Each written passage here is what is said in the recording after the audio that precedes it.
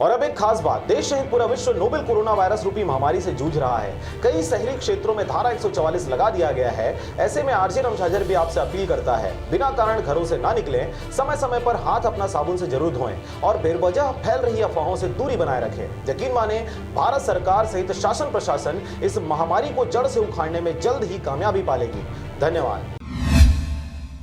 नमस्कार, आप देख रहे हैं आरजे रमझाझर और मैं हूं पुखराज सिंह। कोविड-19 यानी कोरोना वायरस को लेकर एक तरफ भारत सरकार अपील किए जा रहा है, वहीं दूसरी तरफ शासन के आदेशों की धज्जियां उड़ाई जा रही हैं। थाना नानघाट क्षेत्र के अंतर्गत आने वाले संबलपुर गांव में अवैध शराब व गांजा की बिक्री की जा रही है, जिसके चलते दूर दूर से लोग शराब खरीदने कोचियों तक पहुंच रहे हैं और महामारी को आगे बढ़ाने में महत्वपूर्ण भूमिका अदा कर रहे हैं। देखिए रिपोर्ट। शराब कोचियों द्वारा पहले से शराब स्टॉक कर लिया गया है। शराब भट्टी 11 दिनों से है बंद, जिसके बाद भी संबलपुर में शराब कोचियों द्वारा 200 रुपये पौवा में बेचे जा रहे हैं अवैध रूप से शराब। 144 धारा लागू होने के बाद भी संबलपुर के ग्रामवासी और जो दूसरे गांव से आते हैं वो लोग संबलपुर में घूमते नजर आते हैं। लोगों को बताया जा चुका है अपने घर पर रहें, घर से बाहर ना निकलें। और एक तरफ संबलपुर में शराब अवैध रूप से शराब बिक्री किए जा रहा है और एक तरफ संबलपुर में अवैध रूप से शराब की बिक्री की जा रही है, जिसके चलते शराबियों का आना जाना लगा रहता है। शराब कोचियों द्वारा घूम घूम कर शराब बेचे जा रहे हैं। शराब कोचियों द्वारा कोरोना वायरस को दे रहे हैं दावत। 144